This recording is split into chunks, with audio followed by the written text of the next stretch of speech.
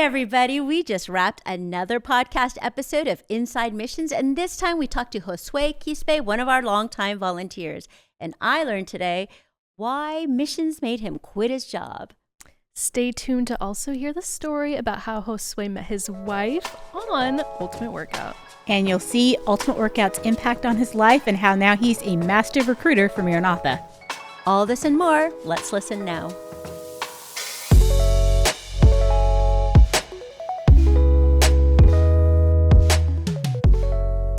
Hey everybody, welcome to Inside Missions, a conversation about all things Maranatha, from the work to the behind-the-scenes adventures.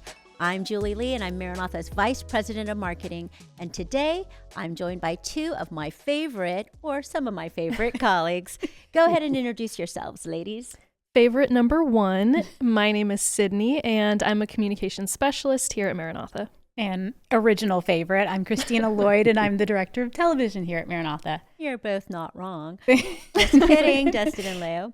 All right. Also joining us today is Josue Quispe, a pastor who works at the Peruvian Union University as a Director of Mission, Community Outreach, and Social Engagement, as well as the Director of Adventist Volunteer Services. Whew, that's a lot. Josue is a longtime Maranatha volunteer and project leader, and particularly on our annual project for teenagers called Ultimate Workout. Today, we're going to talk to Josue on the importance of connections we make throughout our lives and how something as simple as a mission trip can shape our entire future. Welcome, Josue. We're so glad to have you here. Thank you very much for lunch, and thank you very much for welcoming me. My family, my wife, and my little baby are somewhere there in the office. Okay, first of all, I wasn't at a lunch. What are you talking about? You did not get the invite. Yeah, thanks for not including me. Thank you. Just kidding. No, you went out to lunch with several people who at our office that have met you and are friends with you through Ultimate Workout, right? Exactly. Yes. Great. And tell us, what brings you here to the United States? Because you don't live here, but we caught you during a special time. Yes. As you mentioned, we're living in Peru. Our daughter was born here in California. And along all these past 4 years, we've been working with the Northern Peruvian Union Mission in Peru. And we really wanted her to have her Peruvian citizenship. And it's been so hard to do the papers right there in Peru. So it was way easier to come to San Francisco to the Peruvian consulate and run the paper so she can be able to get the Peruvian citizenship, because her parents are Peruvian. So she claimed it. So now she's got dual citizenship. She's American, but at the same time Peruvian. And also we had time to spend visiting some friends that we made along the years through Maranatha and Ultimate Workout, and also friends that we made during our time that we were working here in Central California area with the church. And it's been beautiful and amazing. And thank you once again for the invitation. So we included Roseville, where the headquarters of Maranatha is, in our little map that we went through. We went all over Southern California, Central California, Northern California, Southern Oregon, Central Oregon. Wow. And then, yeah.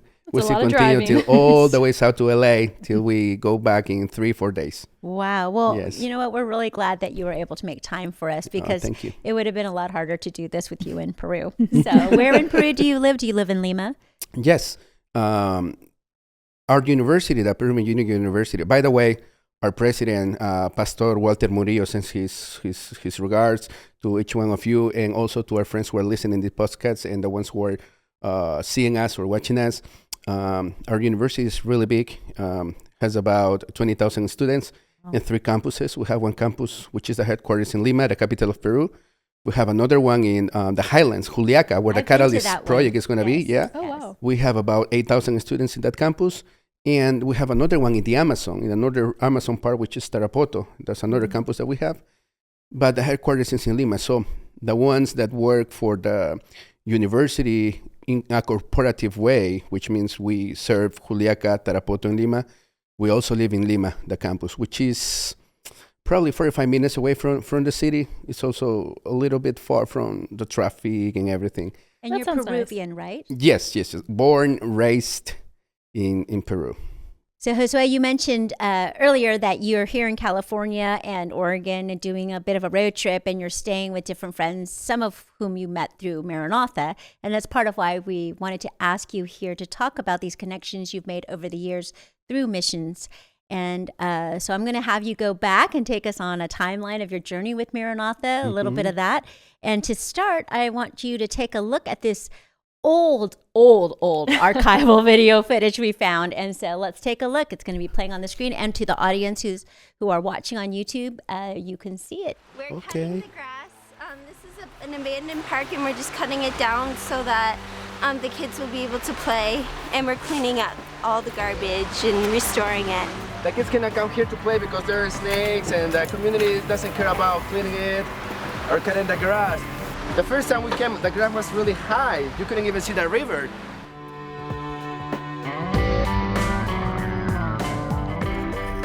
Okay, I think it's really... Wow. So... How old were you in that clip? Yeah. I think that was Ultimate Workout. I think that was 17 or 16. I'm not quite sure. That was 19. Ultimate Workout 19. Ultimate 19, Workout yeah. 19. Yeah, that was in Ecuador. So Yes. how old Puyo. would you have been? Oh, I have to do the math. That was 2009. Right now we're 2020. This is like a math exam. I know. You could just give Peruvians it are not While good you're with doing math. that math calculation, But I might be like in your I head.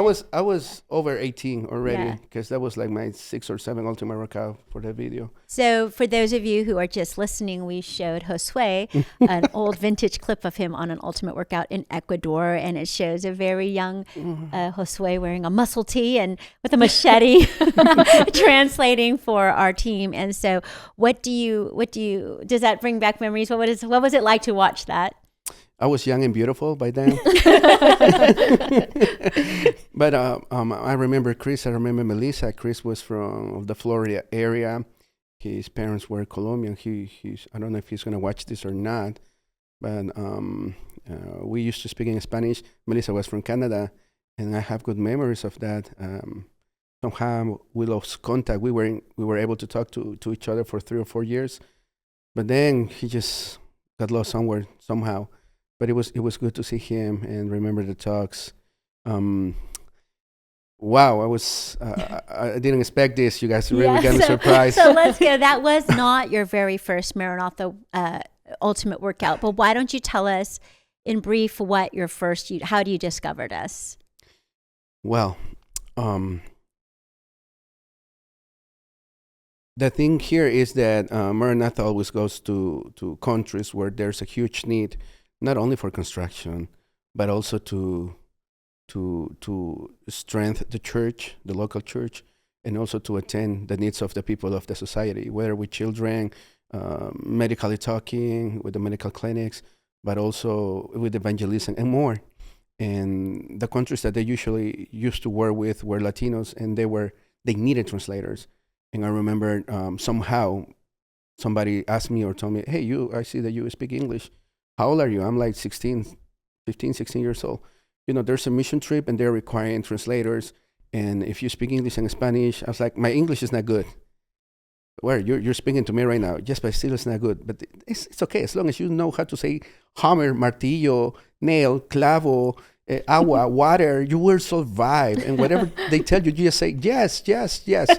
Just and it's smile good. and nod. They won't take you. It's not like a TOEFL exam. So just go. And I remember I enrolling it, and I got into translator. It's a translator, and it was a huge new world to me to see people my age worshiping, working very hard. We had a schedule. I remember my first leader was Steve Case by then. I think it was in Dominican Republic, Ultimate Workout 12. I'm not quite sure. Maranatha pay everything. I didn't have to spend money, but because they needed translators, right? And after they were that, local near your area, right? Working near your area. no, that was the second one. The Yeah. second one was near my area because I remember that then Maranatha had like 4 or 3 Ultimate Workouts in a row in Peru, in Oh, the yeah, Amazon, several in the different coast, sites. yeah, in different. But it was like 3 or 4 years in Peru, and then I was able to get more people from my university and my school to get involved as translators, and we have a bunch of Peruvians helping and supporting. But it was like that. That's how I got into. And every year they will invite me to come, and they will always be like, "Hey, we can get more translators, but I think you can help us leading outreach, or you can help us being a site pastor, because I used to work in a different system before, separate sites, and then in the end we will get together." And I think I was just trying to help support. And it's been so many years, and I just keep doing it. But that's how it happened, you know. And so you were 16. You kind of get pulled in to be a translator. You go, you fall in love with what you see, and you keep coming back, right?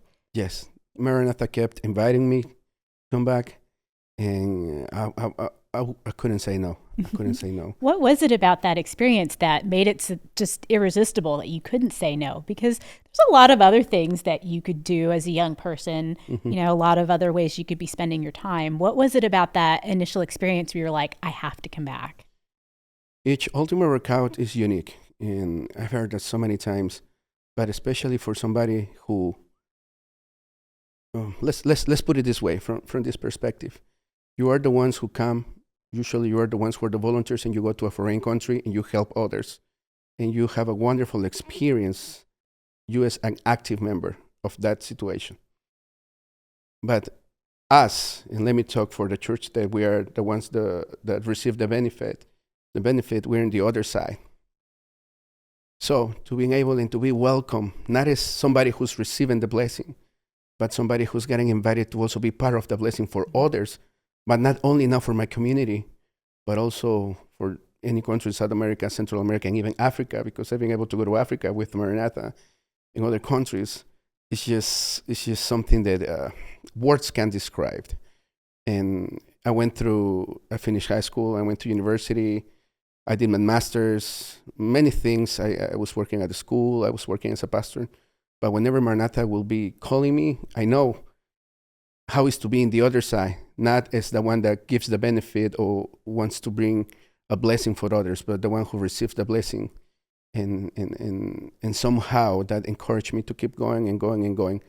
That's in one side. And the other thing will be, I know that I'm 100% sure that every trip I'm going to get to know more people who believes the same things that I believe, who are doing sacrifices according to their context, like I'm trying to do. In my context, maybe my sacrifices are different than the ones that you have to go through. A cold shower for you, it's regular for me. But you see, for me, a cold shower is regular, it's normal. But for you, a cold shower might be, especially if it's cold, it might be like, we don't want to shower, it's really hard to do it or something. But I see that sacrifice, like all of us in one mission, one goal to help others, to serve others. So that just kept bringing me all the time. And let me finish with this part. I remember once I was working at the school, I was a professor at the Peru University a long time ago. And then I would always ask permission for 2 weeks off from work, and so they would let me go with a ultimate workout. And I remember once I had a boss, and the boss told me, "No, you're not going." And I was like, "But the other years I've been doing it, and it was fine. I wouldn't get paid those 2 weeks, and I would just go." And he said, "No, you're not going because we need you." I remember commenting this to Loretta because she asked me, Loretta Spivey, you guys know her, probably you guys know her too. Loretta's one of the leaders, longtime leaders. Oh, yeah. And I remember telling her, because she's like, "I thought you weren't going to come." I was like, "I had to quit my job so I can come." Whoa. So, yeah, she said the same. That's said the dedication. Same. I quitted my job so I can go on ultimate workout because they wouldn't let me go. And as soon as I finished, I was like with no job for like a week or two, and they called me back. They called me back, and they told me from there, "We want you to bring other workers from the university to go with you as translators, and you will always have our green light to go 2 weeks off. You still will get paid for those 2 weeks that you go with Maranatha. Just make sure they send letters to our institution so you can go, and we consider that as going." So that's what's been happening. So they went from not wanting you to go at all to then turn around. Now they're going to pay you to go and get other people to come as well. Exactly. Wow. What was it though? Did they just notice something in you that made it apparent to them that this is important for our pastors, for our staff? I think, and I say this, when you go on ultimate workout, and also with different projects, because I have also been involved with family projects and other ones that Maranatha have, you make friends, and they are always posting pictures and commenting and stuff like that. And I remember, this is how this happened. I remember the university posting a picture of me doing something. And then somebody commented on the Facebook picture, "Oh, that's my friend Josue from this and that, and this person tagged another person, and this other person commented also in English.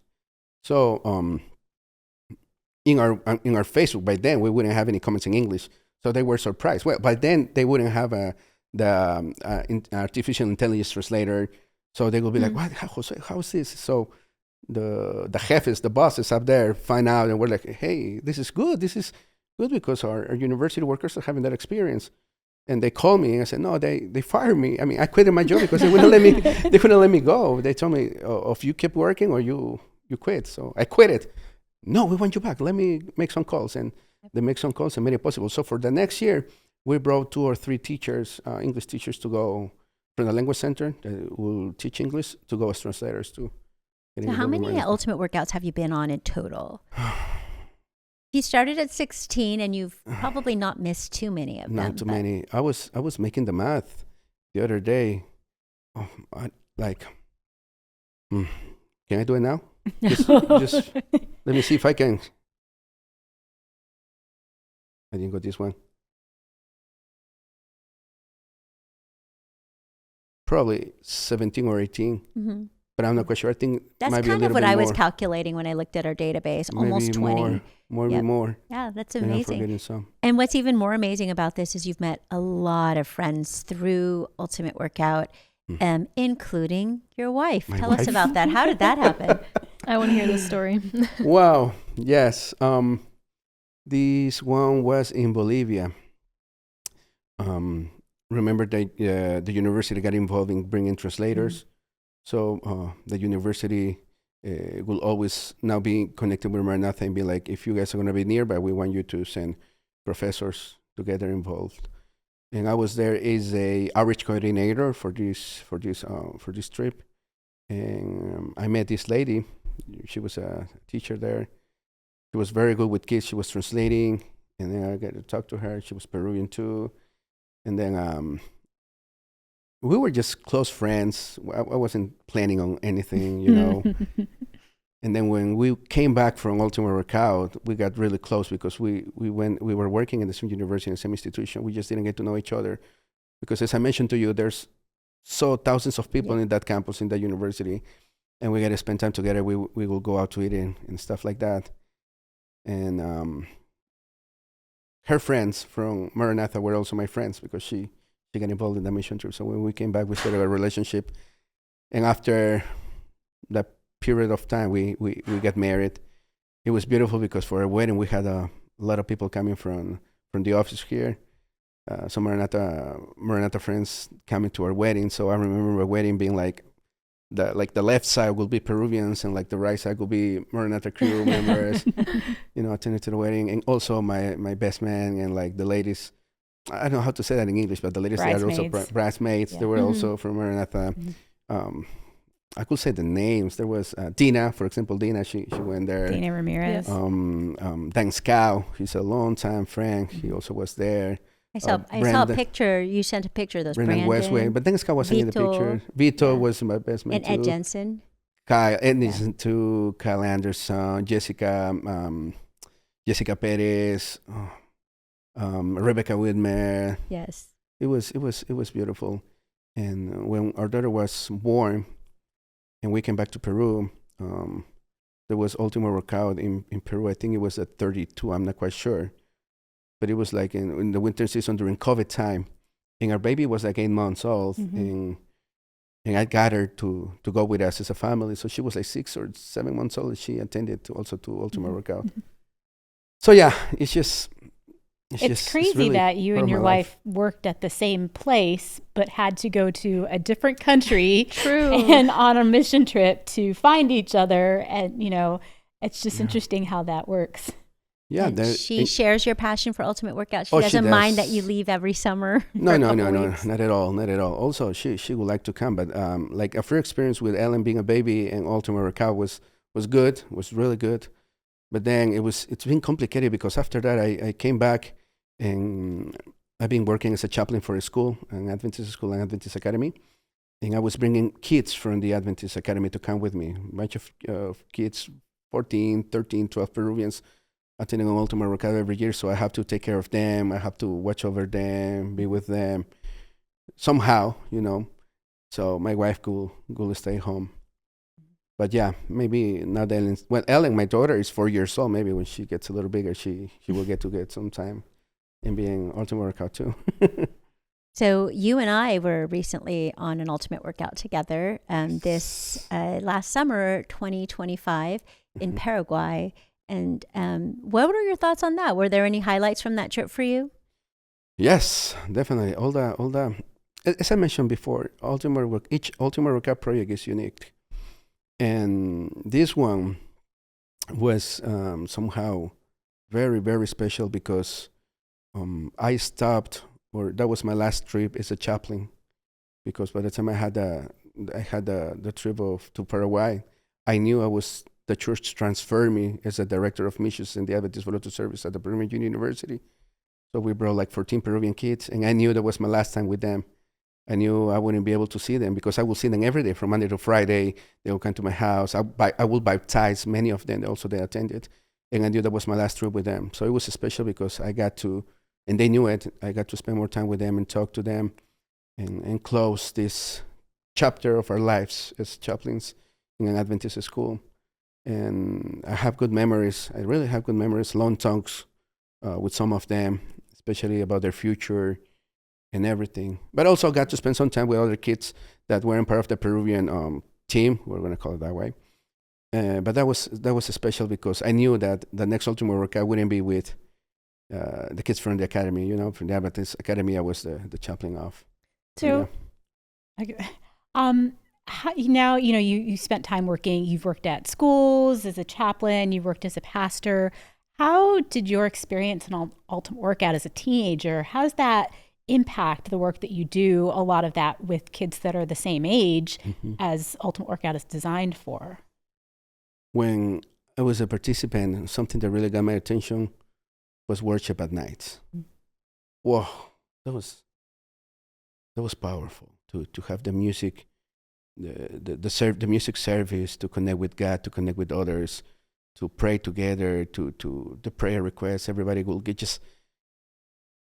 And let me say this just straight away: Peruvians say things just like they are, and all of us, including us being here, we all have shields. We build walls around us, fortresses that make us feel safe, that make us feel secure.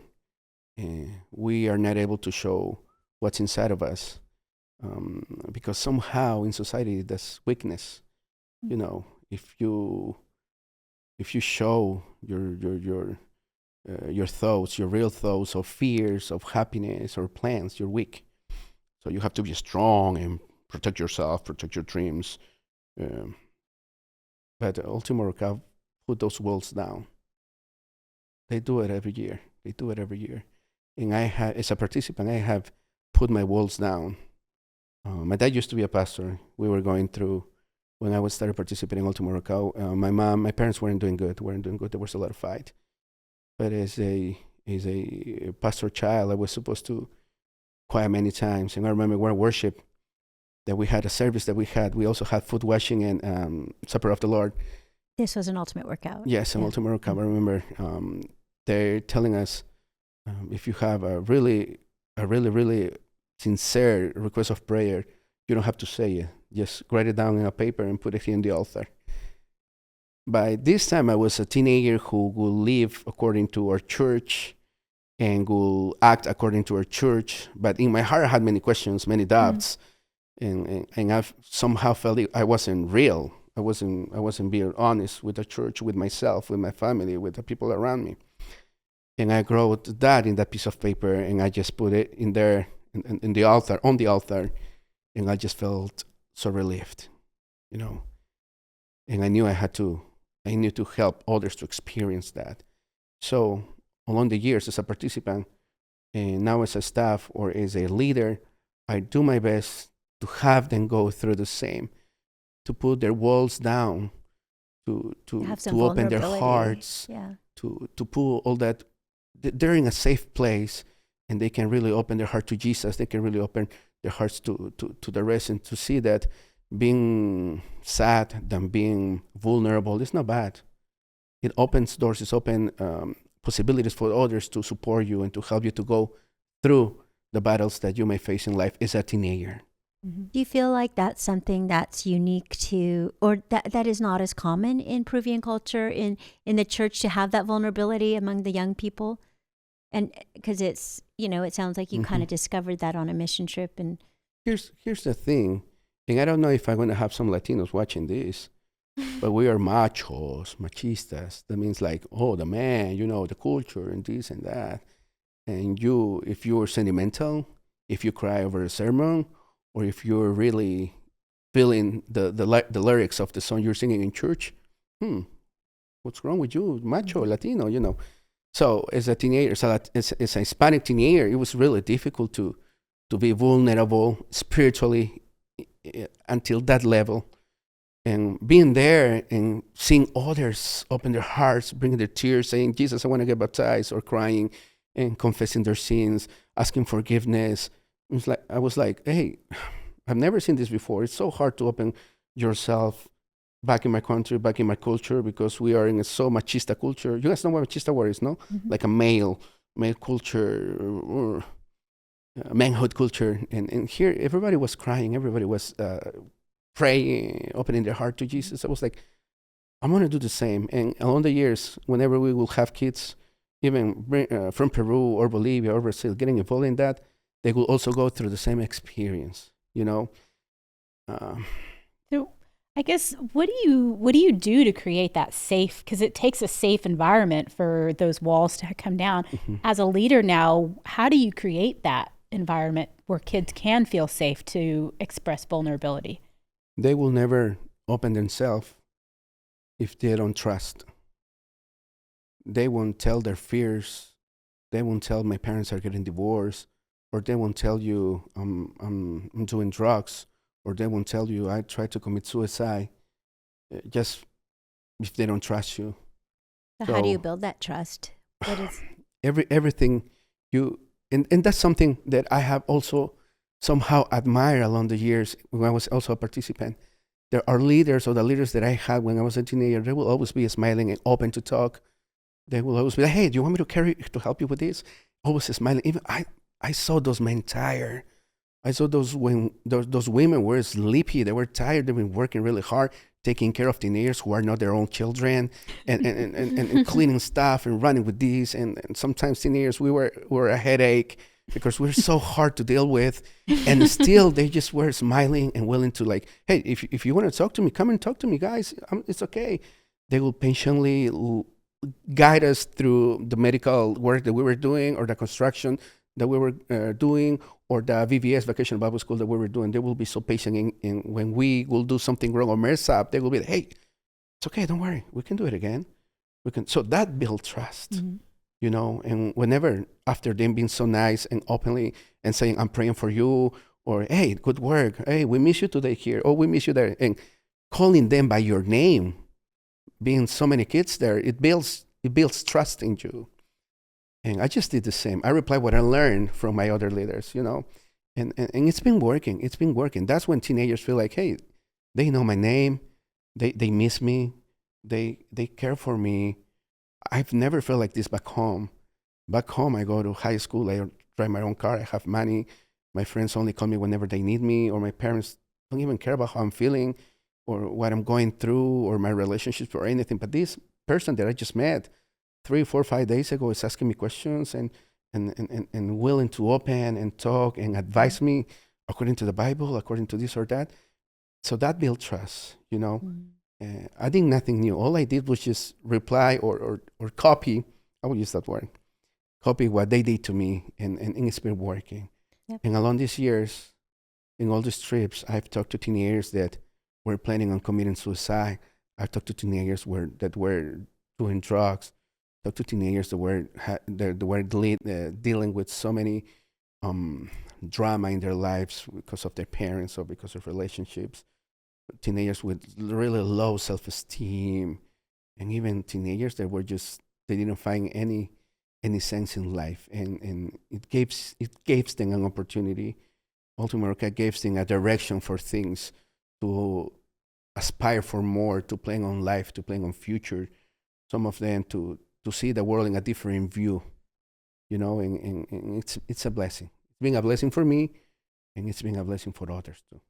It's amazing because it sounds like to create that safe space and to build that trust, it doesn't take grand actions or, huge sacrifices. It just is those little interactions, like you mentioned, remembering a name, calling someone by their name, or just asking the question, how are you doing? Not big things, just small things that are intentional, to show someone that they matter and their problems matter. And it could happen anywhere in Ultimate Workout or in projects. It happens in the bus when you go to the work site, or breakfast, or lunch, or dinner, or before worship, or in the spare time, or even in the showers. I remember once we had this boy. His name was Devon. Everybody would be like, but Devon is a girl's name. And he was like, no, it's a man's name. He's like, it's fine. So he was kind of like he was from Minnesota. I remember that. This is like 20 years ago. I don't know if Devon was going to see this or not. But he was like really, really, really tall guy. He was only like 14 years old. He was big because, Hispanic, we're short. He was so big. I was like half of his tallness or heightness. And he was so, he wasn't social. At the beginning, people would try to talk to him. He was really close with his answers. Yes, no. He wouldn't participate. He wouldn't integrate in activities, ice breaking, or anything. Not at all. And I remember, forgot his name, but he went to Australia. He was one of our leaders. He will be in that side. He will play the guitar a lot. One day, I remember that Devon was looking at his guitar, to this leader, to this leader's guitar, and he caught him staring at his guitar. He's like, "Do you play the guitar?" And Devon was like, "Yeah." Do you want to play my guitar? And he was like, "Can I play your guitar?" "Yes, why not?" "Really? Would you let me do that?" "Yeah, go ahead." And he went and grabbed the guitar and started playing. I'm sorry, Devon, to say this. You were really bad at it, but he was he was doing something. And then he came. This leader came. I forgot his name. I'm so sorry. Was it Darren? Darren Hagen? Yes. Yeah. Oh, I know Darren. He came. Oh, I remember because he looked a lot like Jim Carrey. Anyways, he will smile like him too. And he came and he started to, I don't know if he remembered this or not, but I remember he came and he started helping him to this chords and this and that. And that was the beginning of something. There was a brand new Devon for the whole rest of the trip. It didn't work exactly the way it will work with most of teenagers, but somehow God allowed it to go the correct way, and it was a beautiful experience for Devon. And I remember he being integrated, cooperative and social and everything, just because of that little moment. I don't know what was in his background or something, but that was a very expensive guitar. If they would have asked me if somebody can play my guitar, a boy who doesn't know how to, I probably would have said no. But Darren was ready to say, "Hey, yes, sure, no problem. Yeah. Play it. Go ahead." It does seem like there's just these little turning points on Ultimate Workout that can just change the tide and make a kid go from sullen and isolated to just really bloom on a project. And you can see the after effects of that for years to come, as happened to you. You have said that Ultimate Workout has really changed your life and changed the course of your life. But before we do that, we're going to take a little break and ask you some rapid fire questions. Oh. And so this means we're just asking you some quick fun questions, and you can just answer them quickly. Okay. So, all right. So, favorite UW excursion? Safari, Kenya. Oh, good answer. Yeah. So, which UW had the most uncomfortable accommodations? Worst experience? Ultimate Workout 20, Chile. Why? 18, I'm sorry, number 18. Yeah. Oh, restrooms, toilets. What about Not good the at all. toilets? You don't want to know. You don't want to know, and you don't want to smell. So, I think it can be, Okay. Yeah. Understood. Enough said. One toilet for boys, one toilet for girls, and we were like over 40 people there. So, yeah. Okay. Long lines, I'm sure. All right. Which Peruvian snack is one that the rest of the world is missing out on? Can it be a drink? Sure. You're gonna Inca say Cola. Inca Cola. I knew you were gonna say that. I don't think we're missing anything there. The golden drink. Bubblegum Bubblegum soda. drink, It yeah. tastes like bubblegum, yeah. Favorite region of Peru? Favorite what? Region. Part of Peru. The coast. The coast? The coast, yes. The sea, the sound of the sea. That's. What do you I was think wearing of, the what do you coast. think of California's beaches or Oregon's beaches? I love it. It's very expensive, but it's beautiful. Well, fantastic. All right. Well, that concludes the rapid fire questions. I think you've Did I done the pass? best with actually answering rapidly. Thank you. Actually Yeah. answering in a Everybody rapid fire feels way. Wrong like- answers, but Yeah. Yeah. you answer Everyone fast. offers like a long explanation. Yeah. So we haven't. You didn't even want to when we tried to ask you about those bathrooms. No, we just had So- lunch, so. When it comes to the mission of Maranatha, there is more than one way to get involved. You can jump right in with both feet by going on a mission trip. You can organize your own with Maranatha's help or join a project that we've already organized. There are no limitations and anyone can serve. You can choose to give by making a donation to parts of the mission that inspire you most. From projects in specific countries to programs like Water, the $10 Church, or the One Day Church, every dollar you give goes where you want to help. As a self-supporting organization, Maranatha's work relies on the generosity of all our donors to operate. Keep up to date with all the good that is taking place around the world by subscribing to our emails and our magazine. Or watch Maranatha Mission Stories, our weekly television program, and any of the hundreds of videos on our website and Maranatha Channel app. Follow us day to day on our social media accounts and watch short videos or browse photos straight from the mission field. Most importantly, you can pray. Pray for the safe travel of our team around the world, the volunteers, the donors who give so fully to those in need. Pray for wisdom as we aim to transform lives in the field and right here at home. And pray for faith, love, and support for this work, this mission, for Maranatha. Jesus, come soon. So I know that because I've talked to you before. You and I Yeah. talked in Paraguay when we were there Oh, we together on did. Ultimate Workout, and you told me about these volunteers who not only became your friends and went to your wedding, but also volunteers who really took an interest in your future as a young man and invested in your future. Yes. You told me that they helped pay for your tuition to go to school, Yes. and you're now a pastor, right? Was something your father was a pastor, but did you always want to be a pastor, or did UW have anything to do with that? My father was a pastor, but as I mentioned to you, we had to go, as a family, we have to go through a lot of crisis. When I went to school, to university, somehow my father stopped being a pastor. And I have a twin brother. He's only 20 minutes older than me. He was also doing studying theology school. And that's when we stopped studying theology and looked for something else. I studied education, linguistics. I have a master in education. But going on Ultimate Workout every time would just, I just needed something else. I needed to do more, to give more to church. And now whenever I had time, or whenever it was my time for vacation or free time, I wanted to do it every day, 24/7. And one of the people that I got to know in a family project, I think, because I also have been involved with family projects by Maranatha, contacted me and told me, we need to make arrangements for you to finish theology school. I was like, no, there's no way, because I have to go back to school, look at the credits, and the curricula has changed, and then I have to do this and that. It's going to be way more expensive, and it's going to take forever. They were like, you don't have to worry about it. We are going to get somebody to pay for it. We just want you to graduate, because the Lord needs you out there. The Lord wants you to go and do this 24/7. And they made the arrangements. I got a check sent from the U.S. to the Peruvian Junior University every semester. They will pay the full semester ahead for me to finish my theology school. Wow. It took longer than usual because my credits and the curricula changed, so I had to retake many things again and again and again. And then I had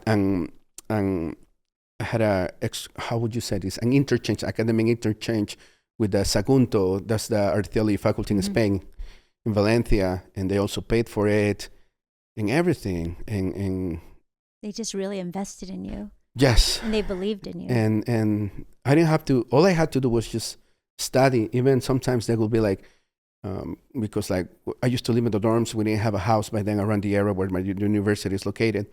And they will even pay for my apartment. They will pay for my books. They got me a laptop. They got me everything. And all I had to do is just study and keep being involved in mission trips. You know, as long as you keep being involved in mission trips and you keep spreading the gospel, let us take care of this. Let us be a blessing for you through this. And it was possible. So when I graduated, there were not only people screaming and yelling my name here in Peru. Back there in Peru, I'm talking like if we were in Peru right now, we're in California. There in Peru, we're like happy, but I had other people watching the broadcasting through Facebook and YouTube, being happy and celebrating it. So I thank you. I thank Maranatha because of it. And also probably I didn't mention this, to be able to come here to the US, it was possible also because of Maranatha. When they do the paperwork, the letters and invitations, they were like the how would we say this? Like the persons or the institution that will say Josue Quispe is who he says he is. Like a reference. And they will be the reference for the government selling he is who he says he is, and he's really involved with us, and he's been participating with us along these years. And whenever he has to come to the States, he's gonna be involved with the mission and the work that he's doing. And that allowed me to have as Peruvians, we just cannot use our passport to come here. We have to get a visa, and all the time it's just being Maranatha there, not only for my education, for my the wife that I met on Ultimate Workout, but also right now we're just coming from Oregon to visiting this lady that we met on the Maranatha Family Project. And she was so nice. Charlotte Wilson, that's her name. We were staying there in Oregon. Her mom passed away, and we were there, and she was so loving and caring. And then last night we stayed with Eric Slater, who's our friend too. He's been his family having involved in Ultimate Workout. We stay at his house, and that's wonderful and beautiful. When we come to the States, we rarely spend money in hotels or places to You stay. have so much family now. And right now we were just coming back from the restaurant, and Elmer's wife is like, "Hey, we heard that you guys were coming. We already had a room ready for you if you didn't know where to stay, So that's how it is. Maranatha is a beautiful family. It's wonderful, and I know that if I ever go to a hospital, or if I get in a car accident or something happens to me, it's not just my family or the little neighborhood around where my house is located. There's going to be, hey, what's going on? How's he doing? What can we do? I know the whole world, whether in Peru or the States or the friends that we had made through Maranatha around the world, will be like, how's Josue doing? And that is amazing. And somehow keep myself, my family and myself's dreams going to serve the Lord 24/7. I was going to ask about that because you had this support and people invest in you as a leader and kind of see what you're passionate about. And they're like, hey, we're passionate about this too. Let's help you do this. And then you're also serving alongside this network of people, kind of the Maranatha network, which is all around the world. Like, what do you think that does to your sense of purpose, or does it strengthen you in any way to have that? Definitely. I feel supported. I will say that's the word. And whatever happens, if the church is needing me, if Maranatha is needing me, now we have come to a point where our church says, if Josue needs to go, he can go. We respect if Maranatha is calling for Josue to get involved in anything. And there will always be an open door. And it's as I mentioned, it's beautiful because as a pastor that serves the church 24/7, and I know probably some pastors they are listening. Somehow, somewhere, when they have wondered, is this really what I have to do? Is this really my call? Is this really what the Lord has called me to do? I can be doing something else. I can be doing business somewhere else. And all this strength reaffirms this call. Yeah. How has your involvement with Maranatha kind of changed your view or your picture of us being a worldwide church? Sometimes we get very kind of locked into this is what's happening in my particular congregation, and we forget that we have this network that's worldwide. How has Maranatha changed your view on what the world church is like? I will say I was born and raised in a very conservative SDA family. Music, clothing, ceremonies. The manual of the church was memorized when I memorized the manual of the church when I was under 15 years old, because my dad will ask me questions from the manual of the church. Wow. And then Maranatha happened. And I was able to see that the Seventh-day Adventist Church is a church that is different in many parts around the world. The way we worship Jesus, the way we dress for church, the way we sing our songs, everything is different. And that changed my perspective of how things really run in our church. And somehow it helped me to open my mind to welcome different perspectives, and not being sure that the only way I see church must be the correct one. Mm-hmm. Because I was raised that way. And many of the kids that we got them involved in going on mission trips and going on Ultima Roca were also raised that way. The way it is in Peru is done is the only way that has to be done. If it's not that way, it's incorrect, But then I'm in Africa, I'm in Costa Rica, I'm in the Caribbean, and I see that they worship Jesus in a different way. They keep the Sabbath, they do many things, but still they're doing a different way. The music, the way they express themselves, the way they preach the sermons. And it helped me a lot. And I've been able to record videos, take photos, pictures, and whenever I will be back home, I will post it on Facebook. I will go to preach in church. I will do presentations and telling them, hey, this is also a church member. He also goes to church, but this is, what? How is that even possible? Because it is that way. But look at this African woman. She has this and this and this clothing. Yes. And look at this man. It's like this. Yes. But he's wearing a skirt. It's not a skirt. It's something different, But how is that? But he's a man. And right now, as you mentioned at the beginning, I'm the director also of the Adventist Volunteer Services at the Peruvian University. We send students all around the world. They take 1 year off, and they go to Africa or Asia or Oceania or wherever it is. And they go with a different vision now because they're being prepared to be opened to the diverse church that we have. Yeah, because that's the idea, right? We are diverse, but we are united in diverse. Yeah, I actually wanted to ask you about that because what you're talking about is student missionary experiences, right? But is short-term missions something that is common in Peru or South America in general, though? Because, in North America, high school students are always going on short-term mission trips. And as you know, through Maranatha, older people are too. But in Peru and South America, are short-term missions a thing? International short-term missions? Or is that just kind of new? I will tell you something. 5 years ago, in all South America, no schools, no teenagers could be involved in short-term mission. Somehow, God made it possible for Maranatha, gave us some scholarships also for our students to go and participate. Every year they will come back, and that's when the word was spread. Because now we have social media, Facebook, Instagram, YouTube, TikTok, and they will see, hey, how's this school doing this? And they're going to another country, and they're not doing it. They're doing it 2 weeks, 10 days. We can also do this.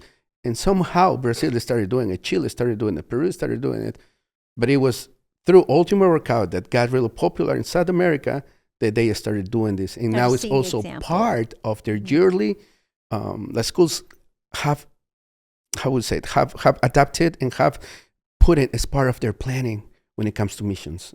Most, like in Peru, I will tell you, like I just came from a meeting the other day because I was advising them and telling them and helping them to prepare these mission trips that they're doing.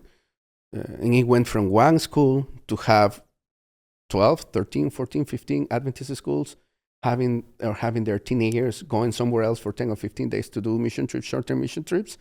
It's because they saw us first of our kids getting involved with Ultima Roca. Now it's doing, and it's growing. It's growing. And now they also keep posting it. They also keep sharing it. Of course, they're doing it nearby. They're doing it around Brazil, and the Brazilians come to Peru, or Peruvians go to Chile. But it started from what they saw here. That's great. You know, from what they saw here. You mentioned that you are not, this was your last year bringing that group from the high school that you worked at. Are you going to be able to go on Ultimate Workout and bring kids in future years, or what's your plan? Yes, here's the thing. The university, the Peruvian Union University, as I mentioned to you, has 3 campuses. And in each campus, they have a community. And each campus has their own Adventist academy. So, for example, in Lima, it's Colegio Unión. It's over 112 years old. And there's another one in which is Colegio Adventista del Titicaca. That's the name of it. And it's also 100 years old. And now, because I was just talking, and after this, I might be talking also to make some arrangements. I'm going to have the kids from these schools getting involved with Ultimate Workout. It was my last year with the kids from the mountains where I was working in Cajamarca. Okay. You know, and here's the beautiful thing that Maranatha got people that probably are watching or listening to this podcast. They will see and they will be, hey, I want more teenagers from Peru. I want teenagers from the U.S. to go. How can I do it? Well, we have a lot of people who are donating money for teenagers to go. Like, there are teenagers willing to go, to participate, to do, and to go. But financially, it's somehow impossible for them. But thanks to our donors who are there, they're working hard to get the money, and they're sending to Maranatha. It is possible for Maranatha to give scholarships. I got a scholarship from Maranatha, not only to participate in projects, but also for airplane tickets, you know? So it's more than that. It's more than that. And I've seen also some of the Peruvian kids that have been involved and now are going to medical school. Peruvian kids that participate in Ultimate Workout and now are in the middle of a university degree. They also got sponsored by Maranatha to participate, and they're doing something, you know? So you've seen kind of how missions has long-term impacted some of these kids, because that's what I was going to ask you. You have all these connections you made through missions, but you're now seeing it in another generation, the same thing that happened to you.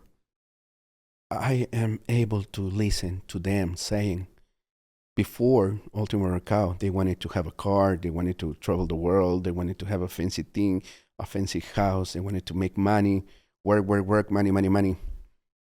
But now they think in a different way. They think, I want to do this with my family in the future. And some of them even go beyond that and say, I want to be a missionary, full-time missionary. You know, just by going through this experience, just like it happened to me. So I thank Maranatha for what they have been doing all these decades, because this is not something that just happened 10 years ago, 20 years ago. No. This is something that has been happening for many years. And I'm sure that many teenagers, many young people have been transformed through Maranatha projects, whether it's a family project, Ultimate Workout, or the project for university students, et cetera, et cetera, et cetera. Well, we are so grateful that you stumbled upon us at 16 years old and then you stuck with it. We're so grateful that it was a blessing to you, and you're definitely giving back all these years later, and we're glad to have you as part of the Maranatha family, and we're glad to have you here in our studio. Thank you for joining us. Thank you very much. If you're interested in getting involved in Maranatha like Josue has and having some life-changing experiences and making big connections, go to maranatha.org. That's our website where you can find volunteer opportunities and watch more Maranatha content, like our TV show, Maranatha Mission Stories. That's your peek inside missions. Thanks for listening, and see you next time.